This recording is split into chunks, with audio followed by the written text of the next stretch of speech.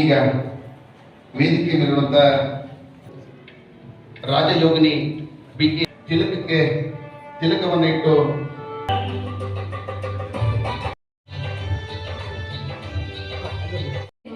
ವಿಷಯವನ್ನ ಕುರಿತು ನಮ್ಮೆಲ್ಲರಿಗೂ ಅದರ ಬಗ್ಗೆ ವಿಶೇಷವಾದಂತಹ ಉಪನ್ಯಾಸವನ್ನ ನೀಡಲಿಕ್ಕೆ, ಆ ನಿರ್ವಹಣೆಯನ್ನ ಹೇಗೆ ಮಾಡಿಕೊಳ್ಳಬೇಕು ಎನ್ನುವಂತಹ ವಿಧಿಯನ್ನ ತಿಳಿಸಿಕೊಡ್ಲಿಕ್ಕೆ ಚಿತ್ರದುರ್ಗದ ಬ್ರಹ್ಮಕುಮಾರಿ ಈಶ್ವರೀಯ ವಿಶ್ವವಿದ್ಯಾಲಯದ ಮುಖ್ಯಸ್ಥರಾದಂತಹ ರಾಜಯೋಗಿನಿ ಬ್ರಹ್ಮಕುಮಾರಿ ಶಿವರಶ್ಮಿ ಅಕ್ಕನವರು ನಮ್ಮ ಮಧ್ಯದಲ್ಲಿದ್ದಾರೆ.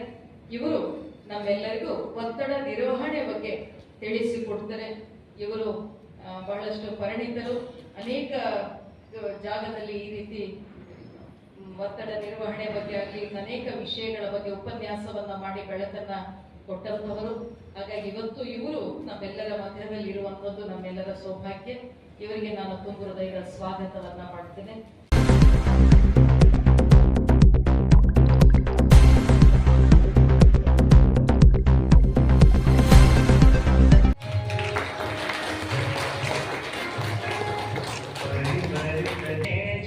बदलने वाला राजयोग का मार्ग यही है, दिव्यता की बन जाए मूर्त।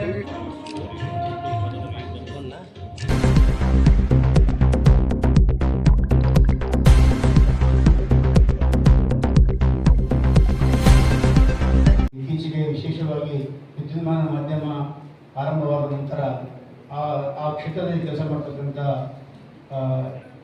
ವಿಡಿಯೋಗ್ರಾಫರ್ಸ್ ಮತ್ತು ಫೋಟೋ ಜರ್ನಲಿಸ್ಟು ಮತ್ತು ವಿದ್ಯುನ್ಮಾನ ಮಾಧ್ಯಮದ ವರದಿಗಾರರಿಗೆ ವಿಶೇಷವಾಗಿ ಹೆಚ್ಚಿನ ಒತ್ತಡದ ಮಧ್ಯೆ ಕೆಲಸ ಮಾಡ್ತಕ್ಕಂಥ ಸ್ಥಿತಿ ನಿರ್ಮಾಣವಾಗಿದೆ.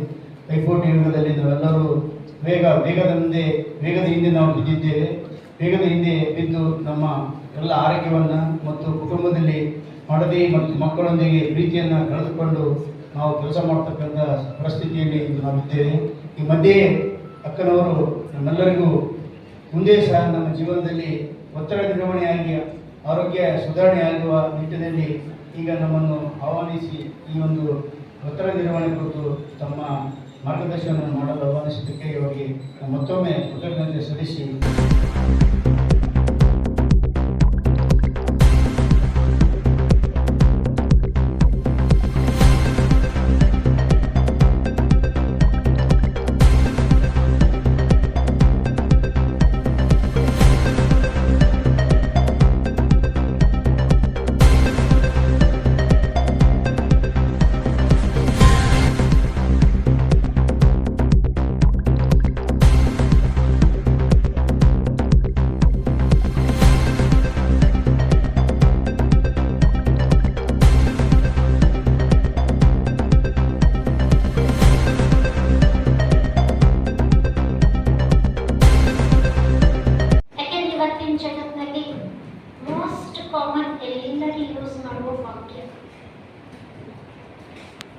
ಎಲ್ಲರ ಹತ್ರ ಎಲ್ಲಾನು ಇದೆ.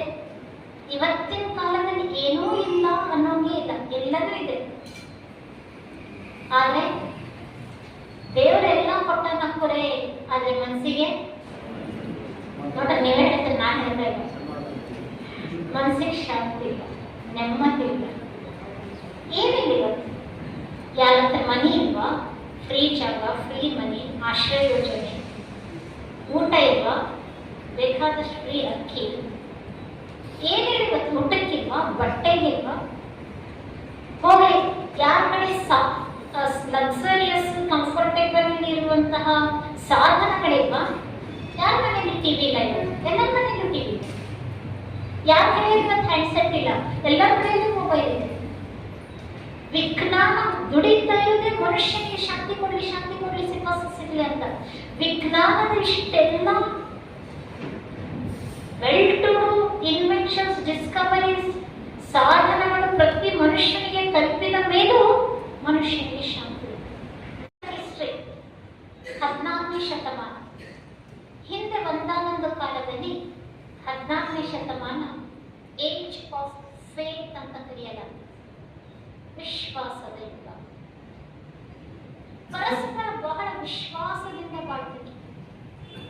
ಸಾಹುಕಾರರು ಸಾಹುಕಾರಿಕೆ ಕೆಳಗೆ ಕೆಲಸ ಮಾಡೋರು ಇರ್ತಾರಲ್ಲ, ಬಹಳ ವಿಶ್ವಾಸದಿಂದ ಹೊಲ ಮನಿ ರೊಕ್ಕ ಅಂಗಡಿ ಕೆಲಸದವ್ರ ಮೇಲೆ ಬಿಟ್ಟು ಹೋಗ್ತಿದ್ರು.